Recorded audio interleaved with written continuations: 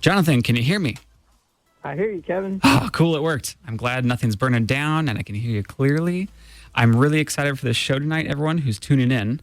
Let me go ahead and give you my beautiful intro here that I've crafted, Jonathan. Welcome to the show. This is Jonathan O, and this fantastic guest, is a good friend of mine, a friend, mentor, and was a boss for a good time. We worked in construction together for 7 years, Jonathan? Yeah, I think, about 7 years. Yeah, about 7 years. He saved me from working at McDonald's. I really appreciate that. That was a fun time. I think my conversation there was, I was not having a good time. I'd been at the company of McDonald's for 9 months, and the management there, depends if you have good management or not. Mine was not the best quality management, and I was definitely looking for somehow to get out. And I met you through, I think, a church function that we were doing. We were doing some church Bible studies. And we got to know each other pretty well. And you were like, hey, man, I think I have a position if you're interested. And I was like, anything you like, please. And so jumped out and started working together. And I think from that early time of knowing Jonathan, I knew he was, you often talked about wanting to move somewhere and leave. I think you left California and do music. And I always thought, wow, good luck, man. That sounds like a lot. And then flash forward 10 years, and now you're on my show, and we're going to be interviewing you about a song you just put out. How cool is that? Yeah, it's cool. It's super crazy. That's life. Man. Well, before we dive in too much, give me a little bit of a snippet about, why'd you write this song? Where did it come from? The song is Hoopty, by the way, just for those you know. We're going to listen to it a little bit later. All right, yeah. So Hoopty, I think me and my wife were talking about it. And we were just talking about, in Nashville, when you're writing songs, you're always looking for ideas or something different to write about, or just anything to inspire you to write something. Because we go, every week we just sit in a room with, our friends or people we don't know, and we just write songs. So I had a write coming up, and I thought, the word Hoopty's cool. I want to bring that back. I haven't heard that in a while. It's kind of, it was dying out. So I was like, I'm gonna write a song about Hoopty. So one night, the night before my write, I just sat at home on my guitar, just kind of working up, somewhat of a sound and a melody, and I had this idea of like a Hoopty. So that's all I had. So that's where it's kind of started, and I brought that initial sound of the chorus with the idea of ending with Hoopty. So. And this is probably going to date myself, but can you please explain to the audience what a Hoopty is? Because when I first heard it, I was like, I have no clue what this is. Yeah, exactly. So, I'm a slightly different generation than Kevin, just a little bit. And and even probably a generation before me, Hoopty is just a beat-up, just decrepit car that's falling apart, and that's just like barely rolling down the road, and so I just like that idea of a car that you love, but it's got dings and bangs and slightly embarrassing as you drive it around. You're a little embarrassed, but free. But free, and you're proud of it because it's your car. You got wheels to get where you need to be. Yeah. Did you own a Hoopty? Was that's this song inspired by an old car? A little bit. Yeah. So so I had this idea of car. Yeah, I mean, I've driven old Hoopty beat-up cars, and actually I call myself a Hoopty maker. I'm good at making beat-up cars. Taking something nice and messing it up. But, so when I brought the song to my write, I was writing with my buddy Daniel, and we're kind of brought the song to him, and so just said, I want to write the song. So we started working on the song and the writing process that we do here in Nashville. And so we just started talking about old cars and just sharing our stories about, I think at that time when I came into the room to write with Daniel, his wife's, I can't remember the model of the car, but his wife's car was currently, the roof was leaking. So the roof had a leak. Our van that we had at the time didn't, the back door, gate that swings up on the vans, it wouldn't stay up, so we used the old tent pole to hold it up. So we just started talking about old cars we've had. So and he talked about other friends' cars that had problems. I was like, oh, I remember, years ago, my wife, she was my girlfriend at the time. Yeah, her Tacoma, had like the headlights falling out. So I was like, and we tied them up with tie wire. And, my friend's like, oh yeah, I fixed this with duct tape. So we're just talking about all these experiences we had with different vehicles over the course of time. And then we kind of started crafting a story and putting all those into the song of just real life experience. Wow. So for your writes that you do you lean more towards like a communal sharing writing style like this where you go and collaborate with someone, or do you tend to prefer to doing it on your own? What have you been leaning to lately? Oh yeah, so that and kind of the Nashville ways. You set up an appointment. You have some people you're riding with, and you just go in the room and you collaborate. Everybody works together. Everything's just split evenly, and you just all get in the room and create something new. So wow. That's always fun. So like it's just a great process here. I just love it. And it's definitely a community thing, and you get writers you trust, and they trust you, and they kind of know what you're doing. You also write with new people, so it always freshens it up, and you just go for it. So that particular day, I had this kind of somewhat of probably like a half of a melody of a chorus that I thought would be chorus, and I can't even remember what lyrics I had at that time, but I just had, this is the vibe of the song, and it's called Hoopty. So I brought it to Daniel, who's just like a lyrical genius. He's great. I just love writing with him. Yeah. And so we just started talking about it. So then we just sit down in a room with two acoustic guitars at the time, which was me and him. So just two acoustic guitars, and we just start singing away, hacking at it, putting lyrics down onto the figurative paper, but on the computer, but putting lyrics down on paper, and we start just crafting it and moving words around and doing rhymes and just trying to see how it all goes out. And so in this particular case, we probably started with the chorus. So we created the chorus of the song and kind of wrote that out before we start the verses. Man, what a beautiful process for that. I've been part of a few writing groups myself, and they were not as beautifully collaborative. There was some, I would say maybe some like intense criticism that happened on some of the stuff that was, I was going to the space to have it open to criticism, but it became almost like a fixation. And so I left going, wow, that was not fun. So that sounds like a totally different experience. That sounds beautiful. Yeah, it's one of the beautiful things I love about Nashville. It's like everybody does this process. You could just jump in a room with, obviously you got to find people that fit, and sometimes not every write's a perfect fit. But a lot of writes, and it's just great people, and even if a write's not a good fit, you'll find your people to write with. But it's this town in Nashville, Tennessee, it's very collaborative, and this is how the old process works. Everybody just gets together and starts trying to, write the best song, and you kind of got to let your egos, leave them at the door, and also leave that critic. And that's hard to do, leaving the critic at the door. Yeah. But because you just want to get it out, because you can always go back and rewrite it and edit it later. So it's like you want to keep that editor quiet in the creative process. Yeah, that's actually a really good point to make. I think for collaborative media sources like this, where you're doing a shared space, if you bring a little bit of that sharpness to the table, I think it dissuades people from wanting to collaborate with you more later. So if you don't check yourself just a little bit and be open to maybe something that you're uncomfortable with or new on, I think there's something really fundamental to sharing a creative space like that with people. You really have to have that in your personality, or know that you're accepting that tonight at least. Yeah, and the more you co-write, and Nashville is a co-write town, so you get better at it, and you learn those things when you first come to town. Yeah, and it's great because when you first come to town, you're meeting a bunch of people who have never done this either, and they moved here.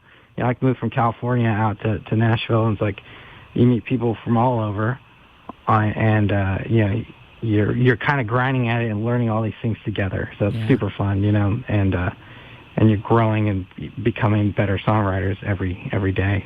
I remember way back, because for a brief period, what happened with us in our history was your family moved out to Tennessee, and I was still in the California office. So we had a separation, but we were still collaborating a lot, work-wise and personal-wise. And I remember you telling me, I think this is a 10-year town, Kevin. It's going to take about 10 years to get to know people, build connections. And dude, it's like, I think that's almost to the day. It's been about 10 years. Am I wrong on that? Has it been about that amount of time? Yeah, no, it's been 10 years. I've been kind of hacking away at it, learning it, and in the 10-year town, and just doing the songwriter thing. And I love that. Like, because internationally, I have songwriters and artists. Yeah. So I'm not trying to be an artist, but just writing songs for artists because just love writing songs. It's great to be able to serve artists and write songs that they love and they want to record. And so that's exciting.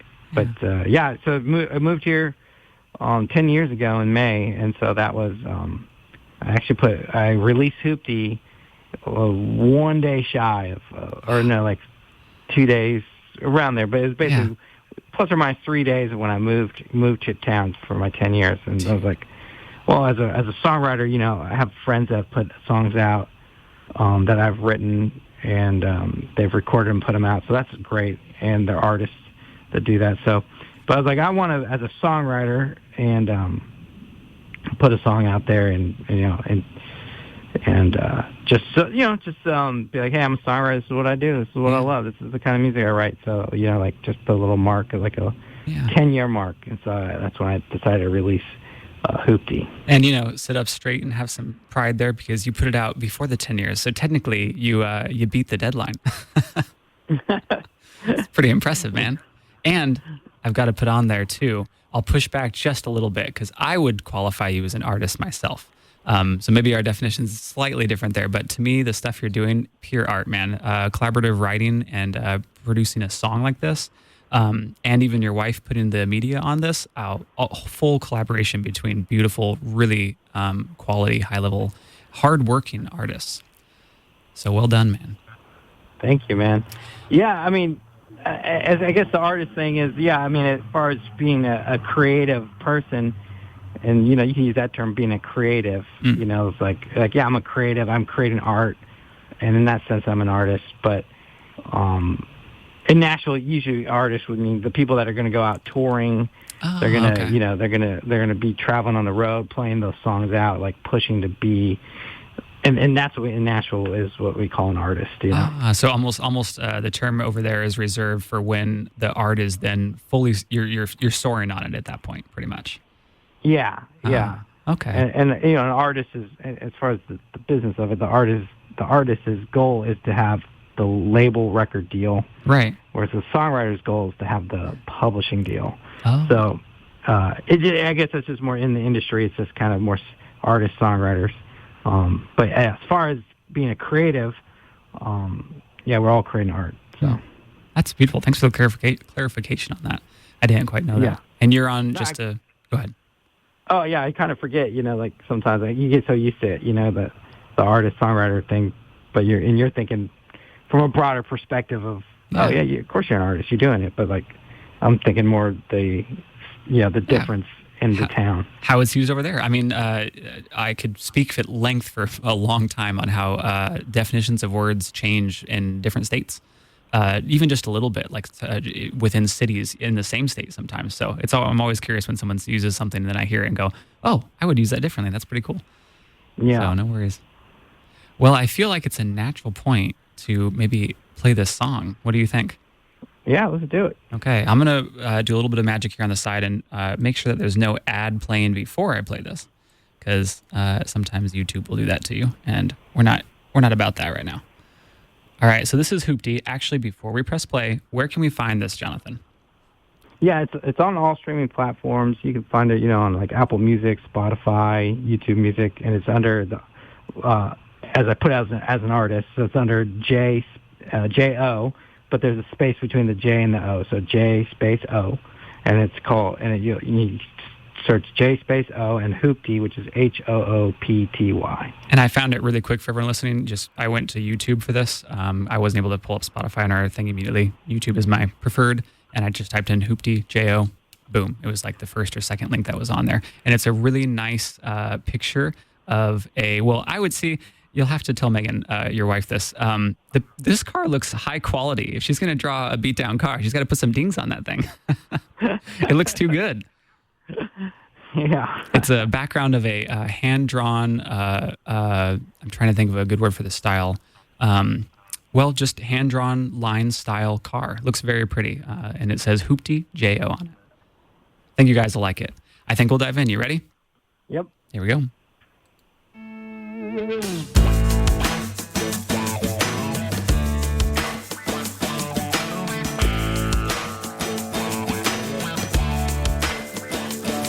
It had a fresh new coat of primer, 4 brands of ball tires. Both headlights had burnout bulbs hanging on by tie wire. Mixtape full of punk rock, duct tape in the glove box in case something fell off. Man, I miss that. Hoopty with the roof leak and a koozie on a sarsaparilla. We were 16, so free as long as we were back for dinner. Newly licensed newbies driving a broke down Cadillac Hooptyville. Oh, I still remember that Hoopty. Vanilla tree air freshener, Windex down that pleather. First date Saturday matinee, trying hard to impress her. Everything was perfect, grapefruit gloss on her lips. My first ride, my first kiss. Man, I love that. Hoopty with the roof leak and a koozie on a sarsaparilla. We were 16, so free as long as we were back for dinner. Newly licensed newbies driving a broke down Cadillac Hooptyville. Oh, I still remember that Hoopty.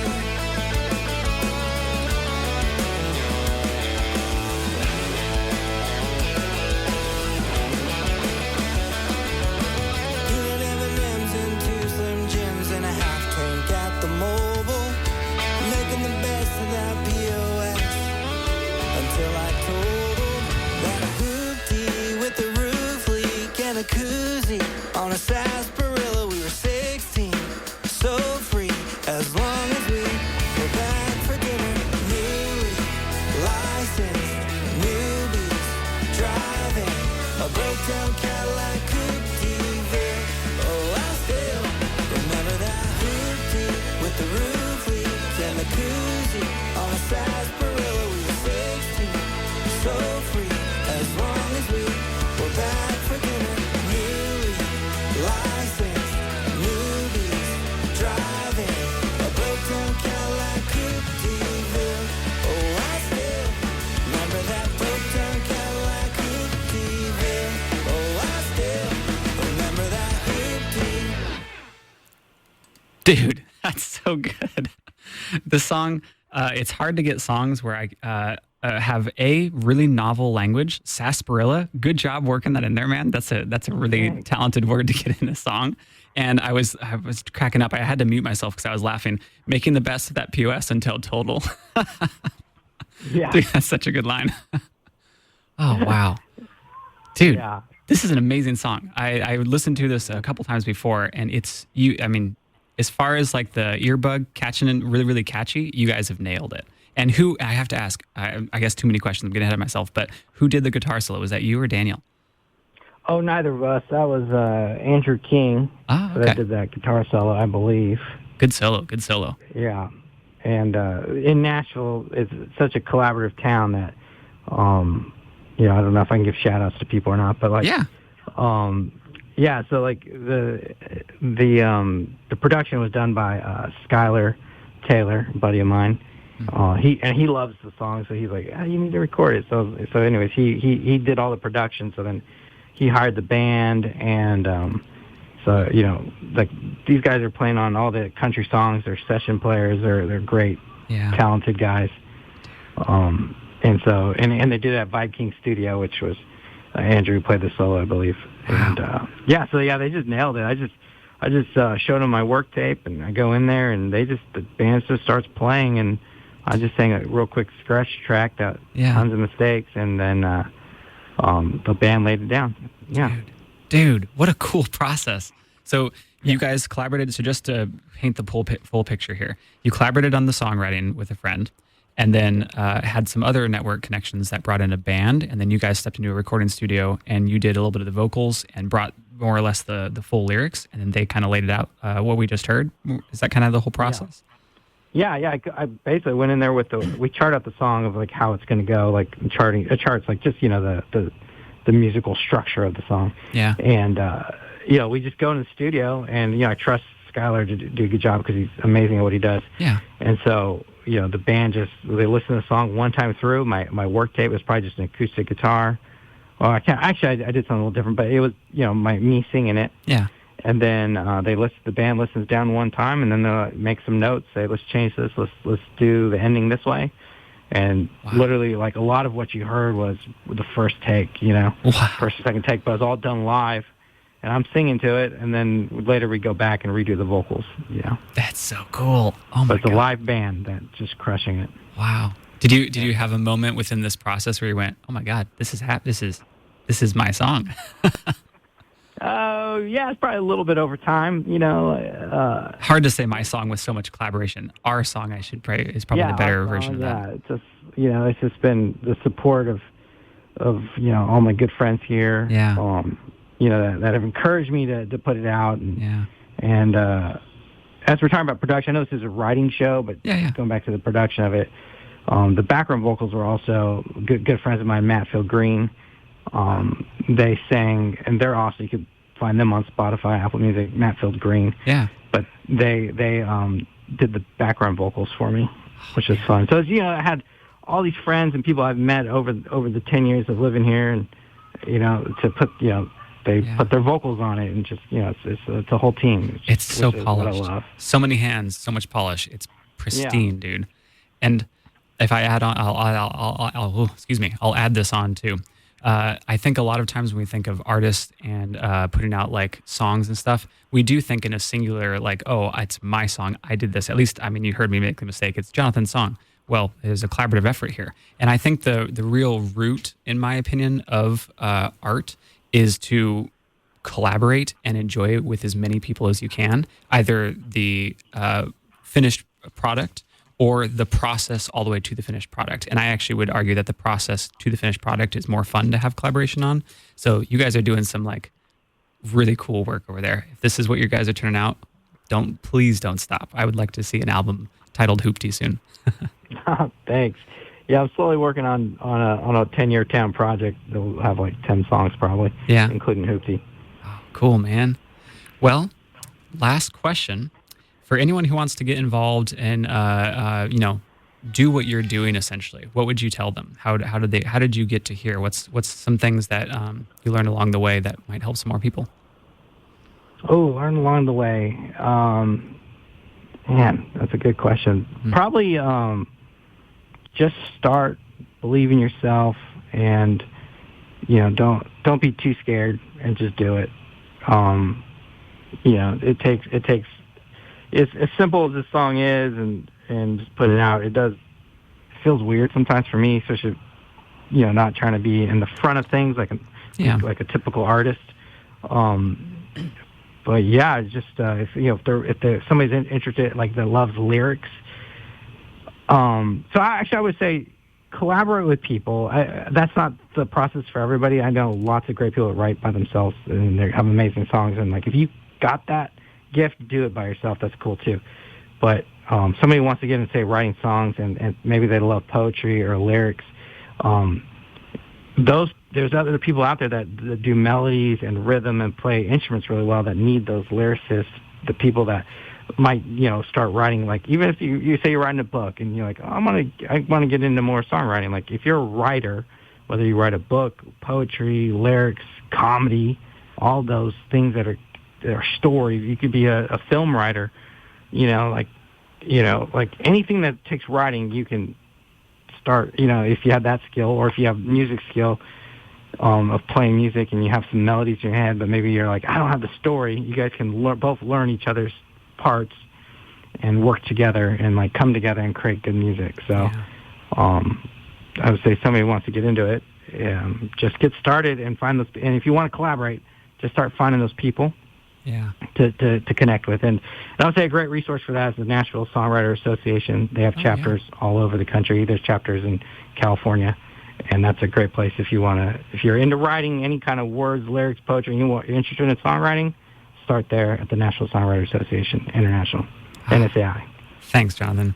So one last time, and I think I'm going to end the show on your song, going into Radio Radix with Brenton. Where can we find this song? You can find all streaming platforms like Apple Music, Spotify, YouTube Music as J-O, and the song's called Hoopty, Hoopty. Thanks, man. It was such a pleasure having you on the show. This was like a dream of mine for a long time, and I'm so glad this happened. We got to do it again when you put out some more music. Yeah, man. Thanks for having me. Appreciate it. Anytime, man. This was a beautiful tapestry. I'm so glad you got to collaborate with so many really fun, creative people. Thank you. Here we go. I'm pressing play, and then I'm reading us out for some underwriting. Good talking with you, Jonathan. I'll catch you around. Thank you, too.